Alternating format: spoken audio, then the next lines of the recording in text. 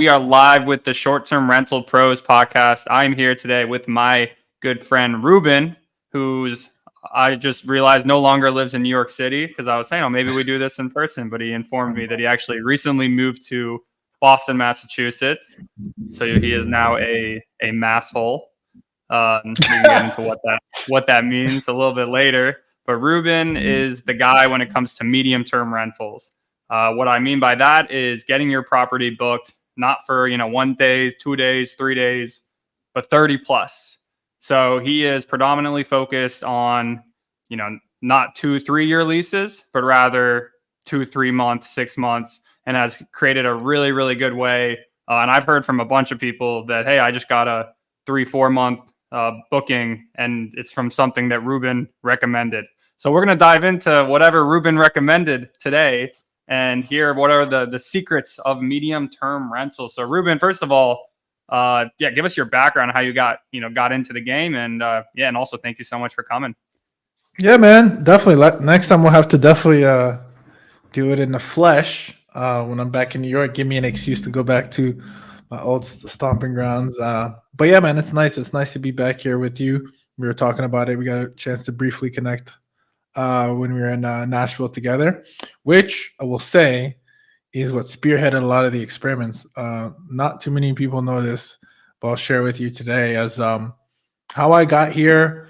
I'm a big experiment guy. Like if you're watching this, you can see behind me, I have experiment, fail, learn, repeat. Just experimenting proof of concepts, right? So one of the things I had done, or what I continuously do, I was telling you I have 260 plus episodes, is I started the podcast just to educate myself on like different business models. Because Ruben also has a podcast too, beyond his medium-term rental portfolio. He talks. Talks the talk. I listen. That's the beauty of it. Today I'm on the other side. Today I'm talking the talk, but usually I'm listening, and that's my hack. I think aside from all this, I think one of the best hacks that you can have is getting access. I'm a huge believer of not doing the paradox of practice, is what I call paradox of practice, when you follow people who just they're talking the talk but not walking the walk. So I like to surround myself and be in proximity to those who are doing what I want to do. The podcast was a tool where everyone feels flattered. Originally, I had pushback. Like many of you might have pushback. Maybe you're listening to this. I'm like, man, I didn't own a piece of real estate before I started the real estate experiment. That was a long time ago. And so I was like, who am I to interview someone about real estate when I didn't own real estate myself? But at the same time, that was the very thing that like literally helped me skyrocket into the arena that I'm playing in today, is because I got over this limiting belief, and I was like, all right, let me just interview this guy.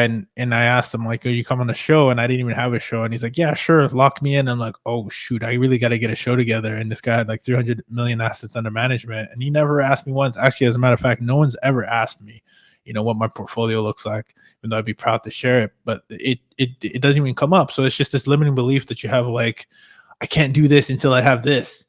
And so essentially I used a vehicle to fake it. That's what you did. Fake it till you make it. And I think I want to parlay this.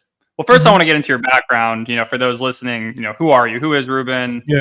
How what is your real estate portfolio today? But then also I think it was funny when we were in Nashville. So we had like scheduled this time to talk probably 2 previous times, and one of the times, I think we had it scheduled for 9 a.m. and 9 a.m. hits, and Ruben's virtual assistant messages me that Ruben can't make it today. And then Nashville was the next week. So I saw him there, and we were kind of joking about it. And you essentially said that the reason you couldn't make it because you had an emergency, because essentially you had gotten like a 6-month insurance rental contract. 12 months, man. 12 months. Sorry, I don't want to misquote. I'll give the short details, and then you can fill it in. But you got like a year-long rental contract, and then you had found an apartment or a house after you had got this contract, and you literally had it scheduled. So the day you were supposed to start the lease at this house, the insurance renters were supposed to move in, and then you kind of got hit with a little bit of a dilemma or an issue where I don't know, the person who represented to the property to you was kind of flaky, and had some BS behind it. So in that case, you kind of faked it till you made it, but you were dealing with someone else who maybe faked it till they made it too, and everybody was faking it a little too much, and it didn't. Yeah, what happened? Okay, first of all, let's step back for a second. What do you do? What do you do? And then tell us about that. What do we do? Okay, cool. Yeah, I'll definitely. So I'll take some notes here because there's a few things that I definitely want to clarify on the whole thing what you said about faking it till you're making it. So who am I? So my background is I guess growing up I was a student athlete. I think one of the biggest blessings that I had was I truly believe like being a student athlete gave me a lot of that discipline and grit. And at the same time, I was blessed because I was the only, when I went to college, I'll start there. I was the only basketball player, I played basketball, that was not roomed with another basketball player by mistake. And my best friends, they're both twins, were not basketball players. We had a forced triple, was wild. And my coach was like, "You want me to change it and fix the error?" I'm like, "No, it was the best decision or best mistake or bylaws that say that would have happened because they ended up being entrepreneurs." So for me, I had the drive, I had the work ethic, and they had the vehicle. They showed me very early. I was like, "Hey, like we're doing digital marketing, we're doing ads, we're doing this." Like they actually ended up exiting their business before we graduated, like their first business. So that introduced to me a side of curiosity because when people say what I do, I don't really associate myself with what. Like I think people typically go to careers. I like to go to based on like how I identify myself and I identify myself as a curious person who always wants to learn more. And so that ended up opening up a door of entrepreneurship for me because the only thing that I had I wish I was the guy who sold lemonade stand like when he was young, etc. I don't have that story. And I think it sounds nice. I don't have it. I never sold candy. I never had that like hustle. I was a good student. I was getting grades and I was a student athlete. That's it. And I worked hard for it. I wasn't naturally smart. I had to bust my tail off every time to get the same results that some people get, like be like, "Oh, I only studied for an hour." So I was always curious. I'm like, how can I get more? So that opened up when I was in college, started doing personal training, got a taste of that. Then when I started personal training, I ended up training a lot of athletes, a lot of professors, etc. I was like the go-to guy on campus, and I was like, I kind of like that. I was like, I can control my own schedule around my academics, and then I started to create programs from it. You can still go on YouTube, check it out. It's called Ruben Fit Kanya. Like that's when I got my reps. Like you talk about 260 plus episodes. For me, it's like flexing that muscle reps. Then fast forward, I went down the route of I was going to become a chiropractor, create my own practice, own a bunch of different, etc. And I ended up going a different route. Consulting opened up. I was always a great listener, so I ended up asking people questions for a living as to why they're doing things the way they're doing it, etc. A lot of my background comes from learning how to leverage VAs because I did that on the digital marketing side because I ended up partnering with my partners from college. We had an e-commerce business. So then I took all those experiments from consulting and listening to, creating systems. And then I created a few different businesses. One was e-commerce business. We didn't exit the way we wanted to, but we had, I quickly learned very quickly what the difference is between gross revenue and profit. But I learned a lot, Facebook ads, etc. And then fast forward today, while I still consult clients, I ended up falling into the short-term rental space. But the reason why I started off the interview by talking about how I got there is because the podcast is what actually ended up getting me closer to real estate. I listen to Bigger Pockets all the time, but one of the things of how I got here is on episode 91, I had a gentleman that came on the show by the name of Mike Sjogren, who ended up being, if I actually take a step back, I had received a referral from him because I had a gentleman who came on my podcast. He loved what I was doing with my content. And he said, "Hey, can you do this for us?" And I immediately said yes. And that's how my agency was actually born. I was not ready. I just had VAs and I knew how to build systems. And that gentleman was an M1. Shout out to Jamie. And he had a bunch of people in his mastermind that loved our work. And that's how I landed Michael Sjogren as a client, where we launched Short-Term Rental Secrets as an agency. So we were launching that podcast until he took it in-house. That's the real story. And then on episode 91, when he came on my podcast, I'm like, this is a client of mine. Let me have him on because I interview a bunch of different real estate people.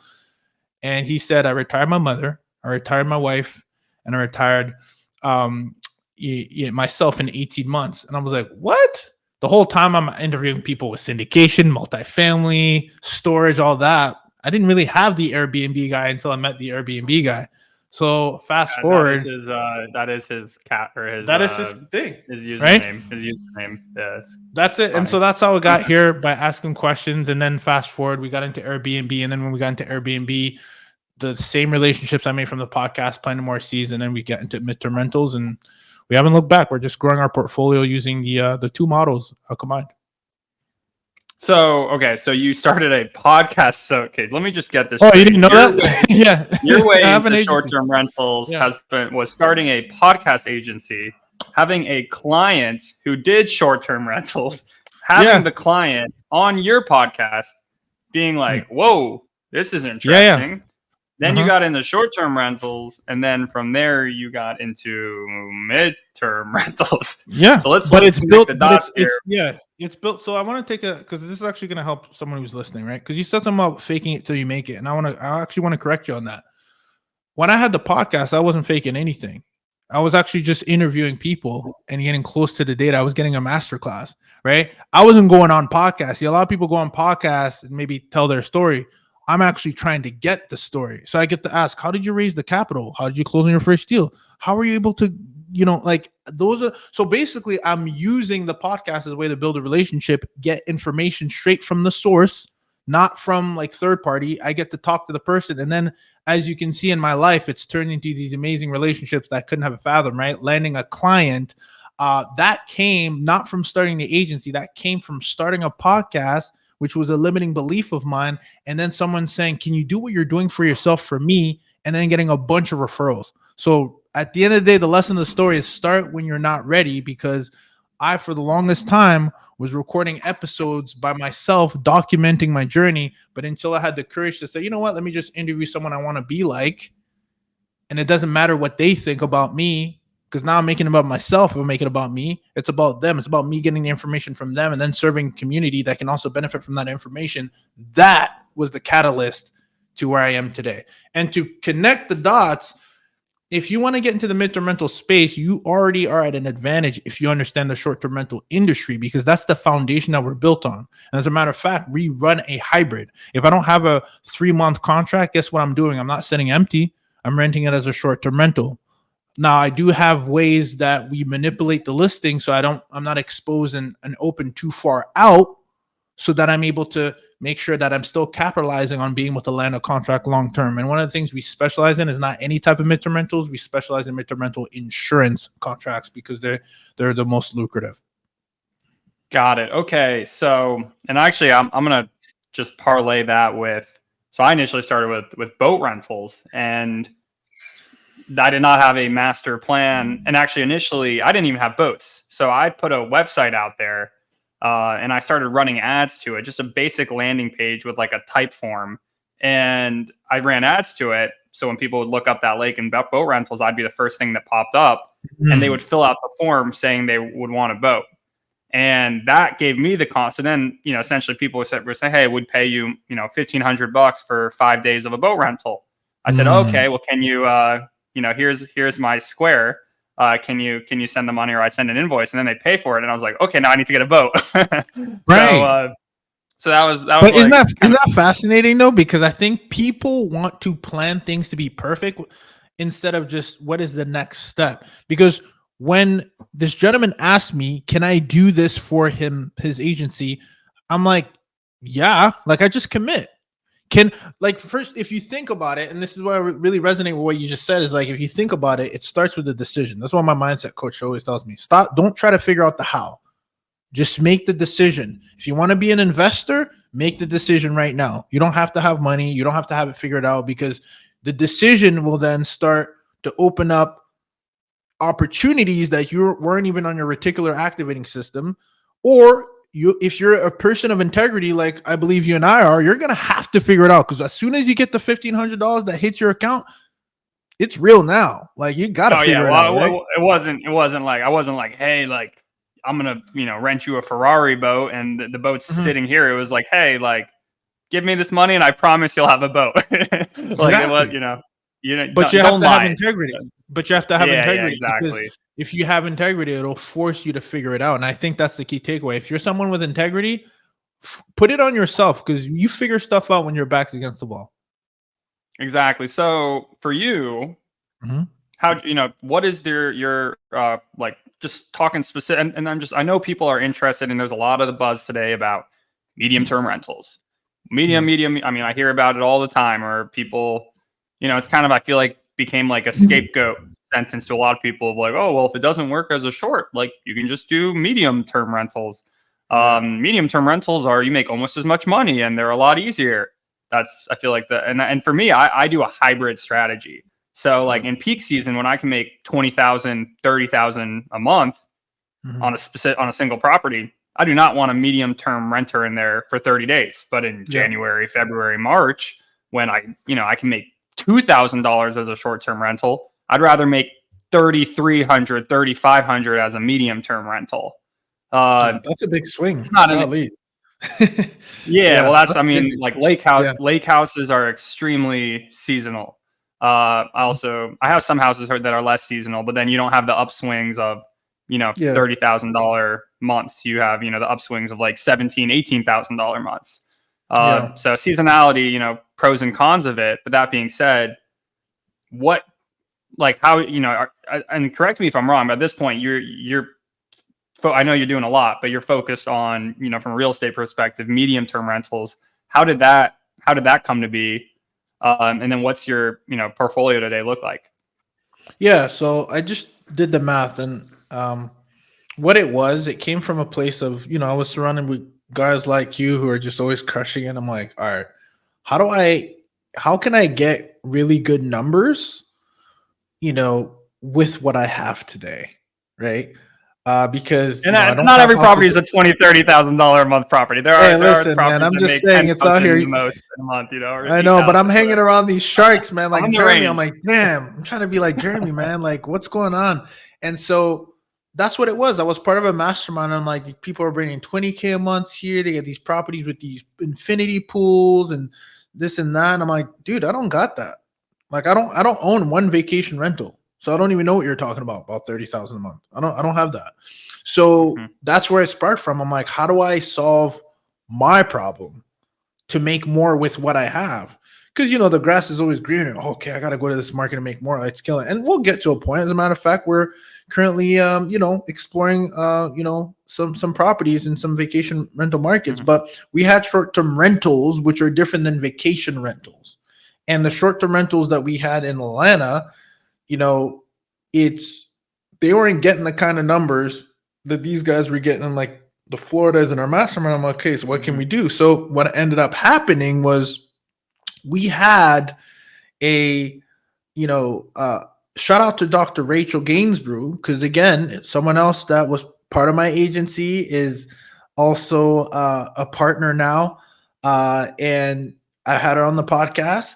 We would exchange information. She's like, look at what I just got in bookings, etc. And I'm like, how are you getting these numbers in my backyard? Like, we're both from Georgia. And she's like, oh, these insurance deals. I'm like, well, tell me more. And so just that curiosity of like, what I find fascinating, to give you a little bit of context of how I look at things, it's like when you change the way you look at things, the things you look at change, right? So if you look at a single family home and you run an LTR model, that exact same home is going to make X amount of money. You take that exact same home, you take a different model, like short-term rentals, you're going to extract more out of that property. You take that exact same model and you put mid-term rental insurance, which is what we do, and we are literally 4X in what we would make.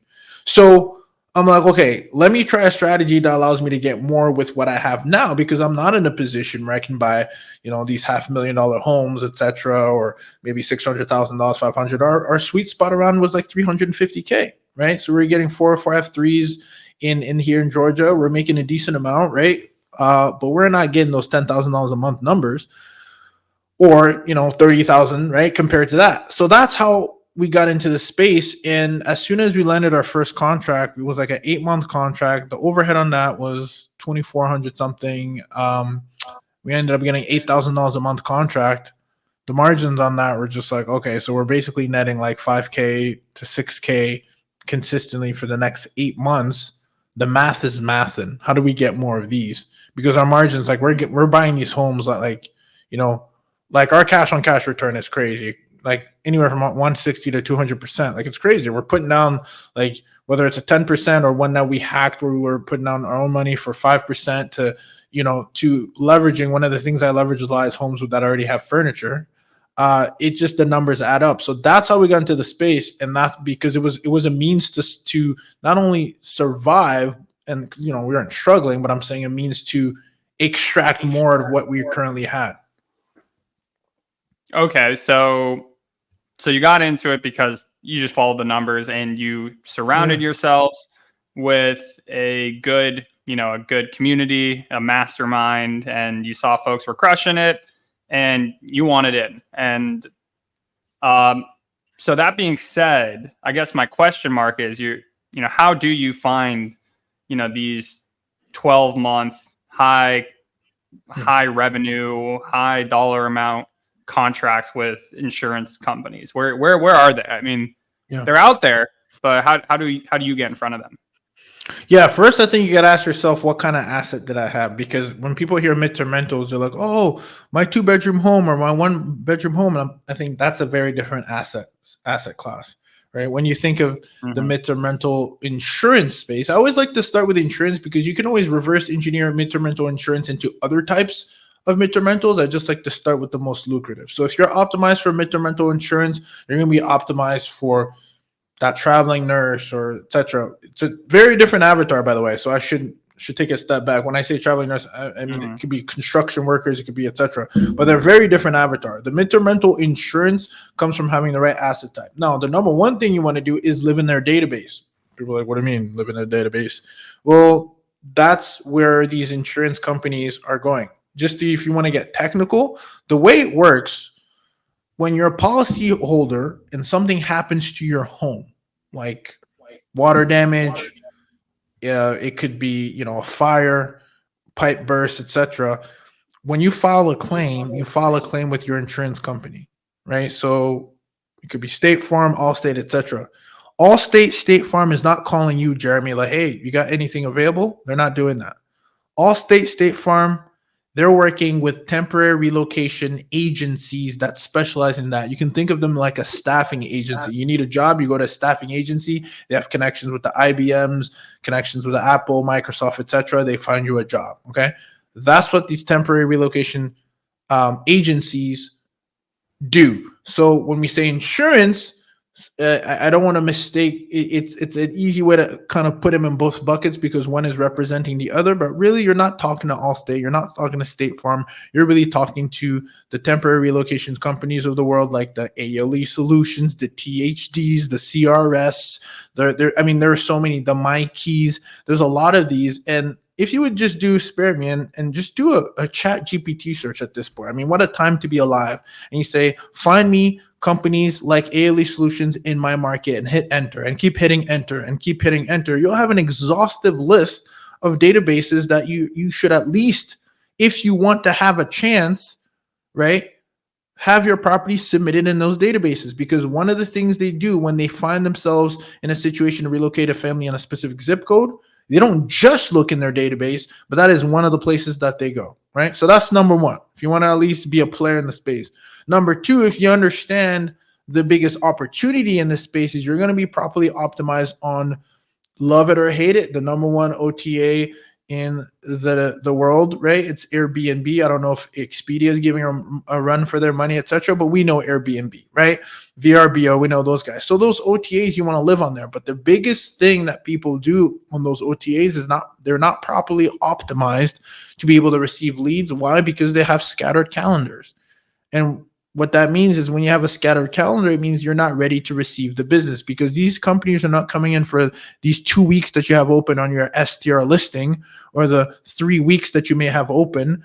Because if your calendar is anything like most people, it's either 100% booked, great, nothing to change there, or it's scattered. You got a booking for next weekend and then you got a couple days open and then you're booked out for April. Or maybe some of you guys are even taking bookings in June already. And maybe that's your market. Maybe that's your business model. Oh, cool. But keep in mind, if I'm relocating a family for the next 3 months and I filter on Airbnb, guess who I'm not going to find? the person that has scattered bookings. So that right there cuts the inventory in half. And then another thing, if you want to be found, you best be pet friendly, because a lot of these families that are moving are not just moving by themselves, they're moving with pets.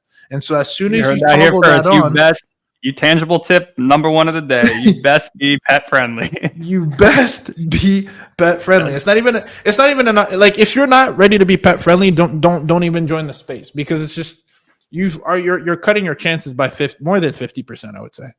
That's what I tell for properties I manage for homeowners, and they're like, "Oh, it's February, and we're not getting bookings." Yeah, so in the market, there's 18% occupancy this month, and wow, you look at the houses who are getting rented, and what do you see on every single one of them?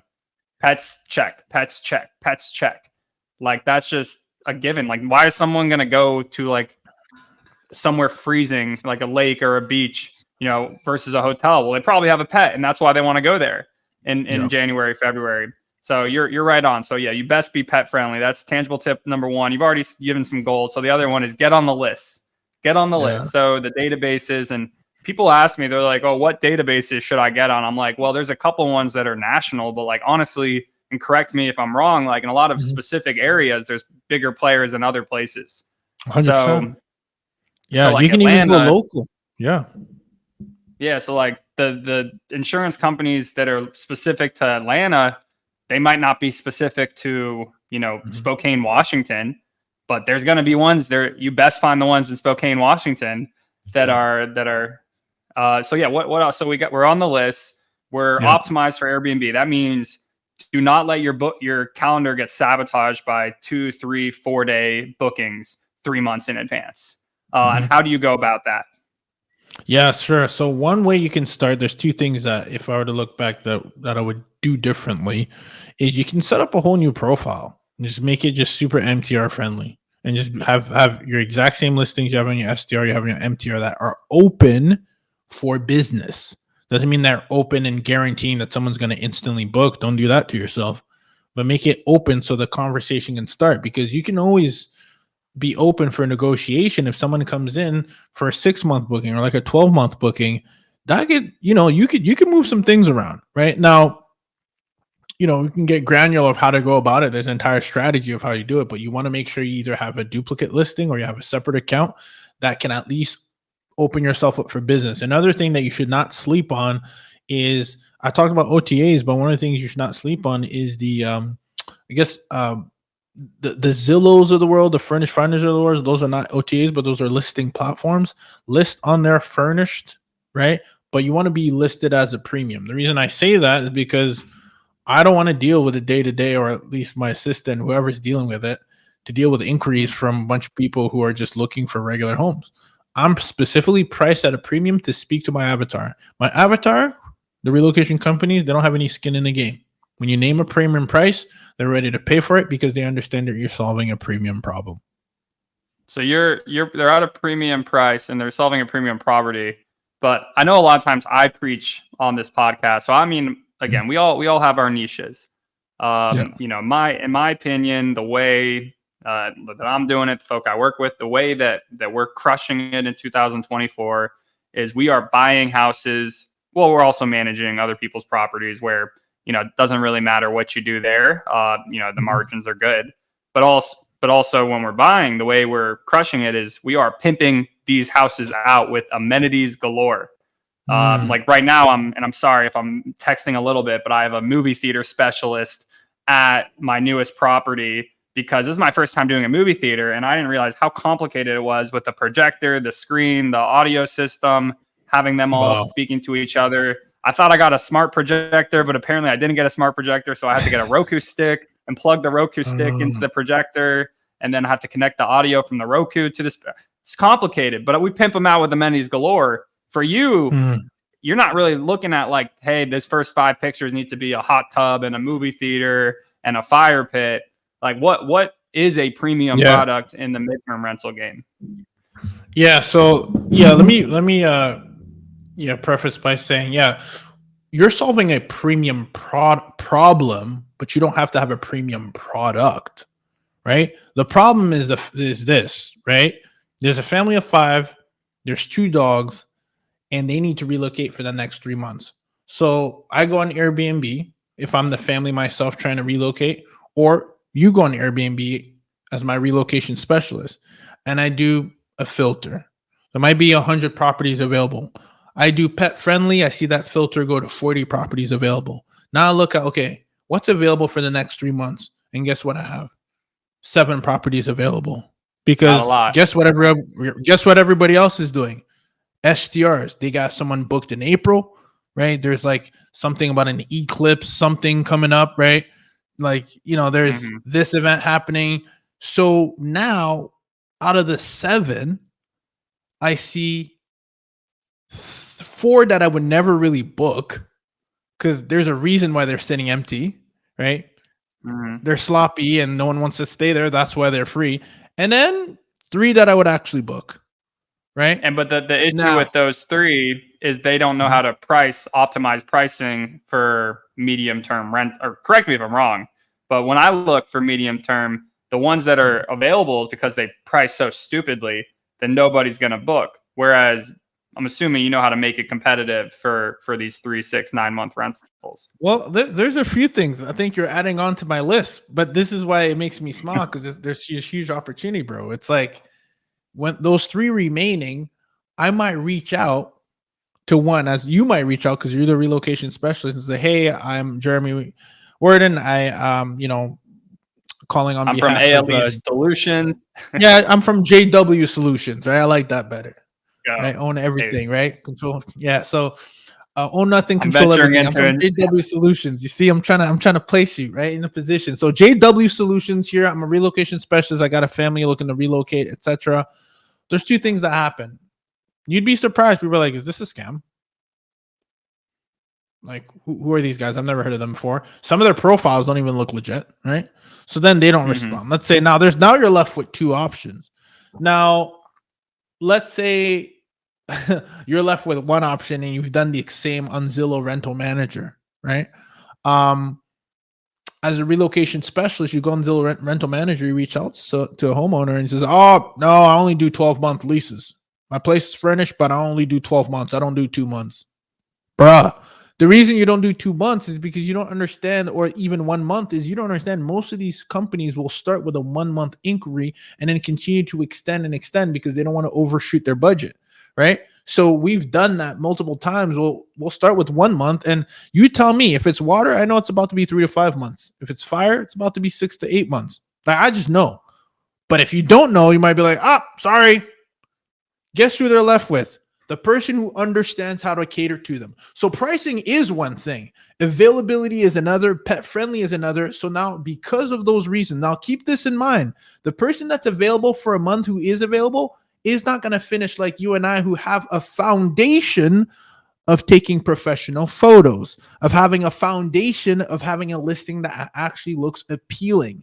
So let's say you present those 2 options to a family. They're going to be like, "Ooh, I want to check out that listing. It looks like they know what they're doing. Can we go visit that property? Because it just looks better. It has better quality. We've optimized it. There's smart locks. There's everything that you would learn in the short-term rental industry, but you don't have to have a luxury listing. It just needs to look clean. It needs to be presentable. And another thing, dare I add, is functionality. You're optimizing for dedicated workspace. Do you have a fenced-in backyard? Like, these are the things I'm looking at. Grill, maybe. Yeah, sure. I mean, if you have a grill where you came from, do you have a grill? You don't have to have a pool or anything like that. You don't have to think about fire pits, but is it going to be functional for my family and I to move in temporarily? And one of the big things that I love is staying away from carpets, having a fenced in backyard, mashed on main if I can, walk-in showers, etc. Those are the things that I'm looking at for functionality. And of course, most importantly, also, do you have a garage, right? Some of these homes don't have garages. It is a plus, right? So those are the things. You see how quickly we started looking at 100 properties, and all of a sudden you become available because you understand. So that's what serves you to be optimized to serve this big problem that they're willing to pay a premium. Because the question is always, Jeremy, what is the alternative? You're not taking a family of 5 with 2 dogs into a hotel. You're going to have to put the 2 dogs at the kennel. And kennel fees, they'll add up real quick. So soon you'll realize why it's actually a discount for the family to stay with you rather than to have them in a hotel and pay kennel fees. And by the way, not be with their pets in one place under a roof, right?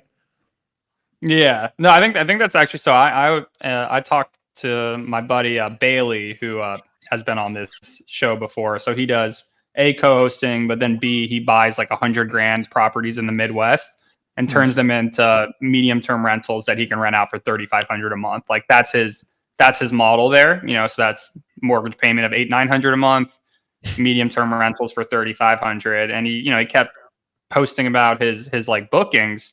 And I hit him up and I was like, yo, I mean, I've seen his properties. I'm like, yo, these properties, they look pretty, I'm not gonna lie, they don't look very, very fun or very nice. Like, what's the secret? Like, how are you getting these? And he just goes, you got to be comfortable. Just, a lot of short-term rental or just hosts in general get scared. If their calendar is available the next 6 months and they don't get a booking for a week, they freak out. He's like, they freak out. They think the world is coming to an end. He's like, my calendar's open for 2 weeks. I have no bookings, and bang, someone comes in for 4 months. So he's like, you just really have to you have to hold tight. You can't get scared. Yeah, you gotta believe. Yeah, you Like, gotta believe, 'cause and that's a good point.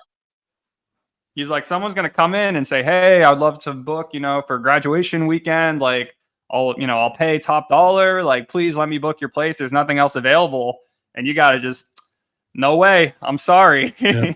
So is that kind of what it is? It's just like, you got to know that. And I tried that on one of my properties. I literally was like, all right, we're going to come in here. I'm going to make the base rate like so high. I know no one's going to book it. And it didn't get booked for like a week and a half. And my partner, Blake, who's also, I've had Blake on the podcast as well. He was kind of like, yo, we're not getting a booking here. Like, what's wrong? And I'm like, let's hold tight for a week or two and just see what happens. And then bang, we got a 2.5 month booking. So is there some truth to that? Yeah. There's a deeper strategy. So I talked about the duplicate listing. The way you do it, the way we do it, at least, is I'm not here to tell you how to do anything. Just suggest what has worked. Hey, we're taking notes. Come on now. So every property that we have has an STR and an MTR listing. Now the thing is, with the STR listing, I don't make it available too far out. Strategically, I actually use a dynamic pricing tool. We use Price Labs. There's multiple out there, where after 30 days it goes up dramatically in price to disincentivize the person from wanting to book out like your May when it's in February. And the idea with that is, if you understand your lead time in your marketplace, what you'll do is you'll set it up outside of that lead time that it gets super aggressive. Because look, at the end of the day, can I secure something in May, June, July, August, September? Absolutely. I know I can. Right. But I don't want to get thirsty, right, too early and get those secured on the earlier side if it means that I could potentially have a family come in and stay for a 3-month minimum with the flex with an opportunity to extend over and over again. So I want to give myself a chance, and that's why I have my MTR listing wide open. But at the same time, like I said, I'm still able to have my cake and eat it too by having an STR listing where I'm still capitalizing on still getting bookings within the next couple of weeks within my lead time. So I don't want to overextend myself. You're okay with getting like short. So like you wouldn't have your STR calendar open 5 months in advance, but you have it open 2 weeks in advance? What are kind of the rules you set there? 30 days. I do 30 days with respect to my marketplace and lead time. Now, it might be different, obviously, if you're in a different market when people are booking 60 days out. That's a whole different story, right? You just have to look at your lead time. But what I'm trying to do, Jeremy, is what I'm trying to do is, it's like the airline industry. You don't ever want the plane to take off with empty seats, right? You'd rather just give them away or have somebody on, what is it called? Standby. Same thing. If I know I got this Friday, Saturday, Sunday open, I know that I can host a family for the weekend the exact same way the STR market would do. So that's exactly what I'm going to do. But guess what? I'm not tripping because I have an MTR listing that's completely wide open for those exact same days for the next 6 to 8 months. So I'm not losing on anything. So someone who has FOMO, you don't have to worry about it, because the only time you have to worry about it, and there's a strategy on how to do this, is if someone reaches out and says, hey, I'd like to book for the next 4 months, and then you have 3 other bookings that are existing on your calendar. Well, guess what? The reality is, when someone needs to book for 4 months, do they have flexibility to maybe start next week or the week after? Sure they do. Depends. Because typically what happens is a relocation specialist will or agency will relocate that family as an emergency into a hotel until they find an alternative. Now, I'm not suggesting to tell them to wait, but I'm saying you can assess the situation, especially if they really like your property, or you can move booking strategically by reaching out to the guests on your STR listing. But that's also why I don't have it past 30 days, because I can easily do that for 1 or 2 listings, because that's easy. We've done it before, but it's hard to do that when people are booked out until June and you're going to have to do like 8 and 9 listings. You might compromise your STR business or host situation overall. So that you have to be strategic. I like having the best of both worlds, make money while I'm waiting, and still leave it open, because then I'll truly know. I'll know. If someone inquires, I'll be like, oh, shoot, perfect. Well, guess what? You inquired for March 5th. I have someone until February 3rd. How about you walk March 4th, right? In the next couple of days. Does that work? Because that's what we're going to need to do anyways. And as a matter of fact, you're going to need to get that property approved by the adjuster, which takes about a week or 2 or less, depending on who you're working with. Sometimes it takes longer. I got proposals right now that I'm still waiting to respond for. Imagine if I'm just sitting empty, not making money. That's not the move. We always burn the hand, but you can also have your cake and eat it too. And that's what we teach in our mastermind. Like, how do you kind of structure that the whole science of manipulating listings? But once you get that, you can have your cake and eat it too, as you should. Got it. So, and then I hear in this game, and I've seen this firsthand. A lot of times when you connect with these, whatever relocation specialists, and you do a good job, they go 4 issues. Their clients don't have problems because, think about it from their end, because they're kind of the middleman. So whereas a guest who just books on Airbnb is going to reach out to you and complain about every little thing, you the host. In this situation, they reach out to the insurance specialist. So if the water pressure is terrible, if something's broken, like they reach out to them first. So my point being is, if you do a good job and their clients don't have issues, they're gonna love you, and are they gonna go directly to you next time and just say, hey, what do you got for me? Like, and you build a relationship with them directly? That's exactly what we do. So like 90% of our bookings are just straight from the relationship. They just email you, call you, hey, what do you got? But we tell them to, though. Don't expect someone to like you have to understand, people are busy. They have multiple accounts. There's a lot of things going on. It's in your best interest to educate them of how you can actually serve them, and then hear it out from them. By the way, Jeremy, is it okay if I periodically follow up at JW Solutions with you? Because I have actually a lot of properties. And by the way, if there's anything you're looking for in my area, just let me know, because I'm very, resourced. I can be very resourceful. I'm also a licensed realtor, so if there's anything you can't find on your end, I can help you out. Does that sound okay? Oh, by the way, like, is calling or texting better? Or emailing? What's the best way for me to keep you up to date with what I have going on? Like, you're fostering a relationship, right? And then they say, oh, honestly, Ruben, like my Mondays are shot, and honestly, Tuesday we have our town hall where we do a roundup of our KPIs. Well, tell me more about the KPIs. Oh yeah, we got to meet our quota. What's the quota? Like, I'm doing the exact same thing I'm doing on my podcast with these relocation specialists. And that's why I think I wanted to highlight before, like, being curious, asking questions, listening, serving. It's all the same stuff that I did, whether I was at the podcast agency, in my consulting, in this business. I really want to echo that, like, the exact same skill sets that you can take in one place does transfer well, especially people skills and communication and listening in all areas. How could it not? Businesses do business with people for people. So if you're in the business of serving, which we are, hello, you're in hospitality now, it's in your best interest to be a great listener. Right. And we do that even for the guests. We don't put in our relocation company. It's still on us. We want to give them a 5-star experience because it echoes back to the head office, and they'll keep coming back. As a matter of fact, the reason why I'm really excited is because if you continue to foster these relationships now, it'll be like having a good contractor. Right. It's like, yeah, I can shop around. Yeah, I can look on Turnover BNB for a new cleaner. But if I already have a really good relationship with, Jeremy based out of New York, why am I going to call somebody else? So I got you. It's in our best interest. You don't need anybody else. You can call me anytime, man. I'll come to New York, man. I don't have KPI meetings on Tuesday. I've got Ruben. Okay, it's gonna a little. All right. I'd say Ruby Tuesdays. Oh, I get but that. Ruben, I like Ruben, that. Ruben Ruby Tuesdays. Tuesdays. Ruben Tuesdays. That's I a love thing, that. right? Ruby Tuesdays. I It didn't is. just make Yeah, that Ruby up, Tuesdays. right? No, dude, bro, you know my name gets all the nicknames. I've got to know Ruby Roo, Uh, Ruby Tuesdays. It's a I get it. But all yeah, right. Well, man. Ruby Tuesdays. We're reaching the top of the hour here. But what is your pro tip for those listening to succeed in the game in 2024? Just becoming a good listener. I think you said it earlier. If you can listen, even when someone walks the property and they say, "Oh, it's too bad. I have I usually have an office, or I usually have a stand-up desk at home." No problem. We'll get you one. Right? Like you got to listen. Stop selling and start listening, because that's the best form of communication. Whether it's a relocation specialist, whether it's new data that you're trying to get, and the best thing is if you get on the phone with these people, they'll tell you a lot more than you even need to know if you ask the right questions. I've asked Yeah, for budget approvals. I'm like, by the way, like, what's this family approved for?